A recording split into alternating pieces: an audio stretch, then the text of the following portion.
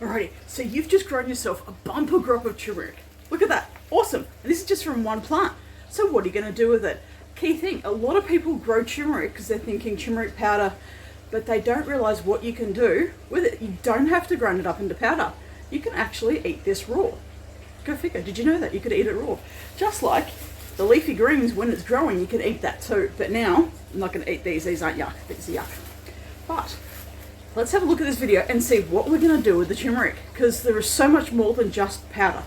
Eating it raw is one thing you can do. Jump on in. Making golden turmeric paste. This is perfect for as an anti-inflammatory to make into golden milk, I think it's called. Right, so we've got the fresh turmeric, 150 grams of the fresh turmeric. If you're using dry, it's about a quarter of a cup of the turmeric, but this is fresh, so that's all good. We have the ginger, and we want about 3 inches of the knuckle, and Simba has just jumped up to say hello. If you're doing dry, 1 tablespoon. Let's see what else. We have half a cup of water up the back, which I've got filtered water in here. No doubt Simba will start drinking that. He would be my pussycat who you're about to see. Come in, there we go. 3 tablespoons of coconut oil. Yummy, yummy. It's gonna make it really, really good. We want 2 tablespoons of maple syrup. This will make it that little bit sweeter, because I tend to find that golden paste is often quite icky. So making it that little bit sweeter works for me. We want to have some cinnamon, which we have at the back. We want 1 teaspoon of that.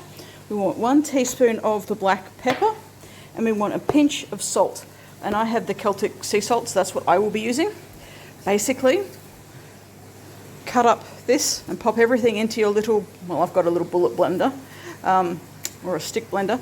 Pop it all into here, and we're going to blend it up so it's nice and smooth. Then after that, we're going to put it into a pot and cook it on the stove for anywhere between 3 to 7 minutes. Make sure that you do keep stirring it. And after that, we'll let it cool down and pop it into some little ice cube trays. That's how I do it. But that's one thing to do with your fresh turmeric. Make some coconut milk. Sorry, I keep saying that. Make some golden turmeric paste.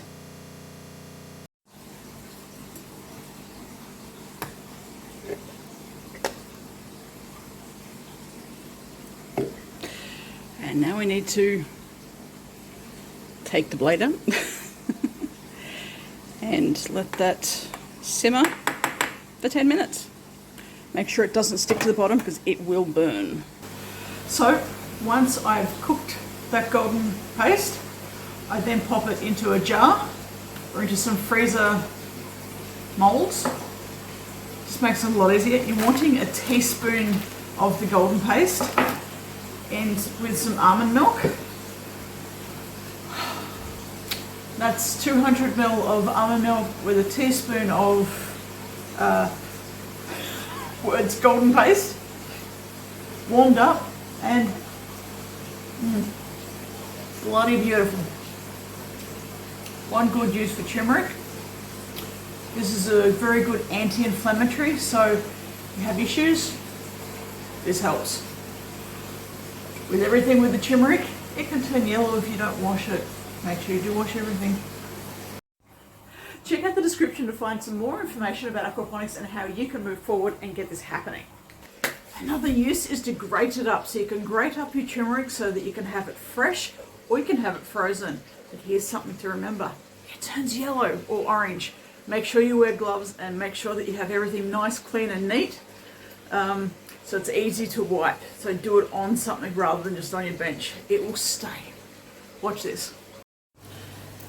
First thing to be mindful of with your turmeric is that it will stain everything. Everything will go orange or yellow depending on the type of turmeric you've got. Hence the gloves and the chopping board. And now you can eat your turmeric fresh, just like this. So I've just washed it, and I've peeled some of it. Any of the harsh skin, you can actually eat the skin, and you can then eat. Yum. Eat that turmeric. So I have a couple of different types of turmeric. I have orange and I have yellow. So you can eat this fresh, on salads, stews, soups, your juices, anything like that. So wash it, clean it, cut it up how you would like it. And as you can see, we have some very delicious turmeric, nice and fresh. Now, if you don't want to have it fresh, what you can do is put it in a Ziploc bag and store it for later. So in this case, we'll put some of this in. See, yellow. And I want a little bit of oil because this will help stop any of the freezer burn. And you want to get out all of that oxygen, all of the air. Laying it flat, flatten it out, freeze it, and then whenever you want to use some turmeric, you'll be able to take your Ziploc bag out, break a little bit off, and pop it straight into whatever it is that you're going to do with it, which is really cool. When you're drying your turmeric, you do want to keep just a really light sprinkle of the turmeric. You don't want to be stacking it up, and you're not cooking it. So you don't want to have the oven on high or anything like that. Have it on its lowest setting. And generally I will actually put this tray in once I've actually cooked something else. So I'm cooking something else at the moment, and I will, as soon as I turn the oven off, I will then put it in. You're drying it, you're not cooking it. Once it's dry, we'll be able to blend it up, grind it up, and make it into the powder that we all know and love. But yeah, you want to make sure that it's as spread out as possible and not sitting in clumps like that. Remember, yellow, orange turmeric, the colouring will go over everything.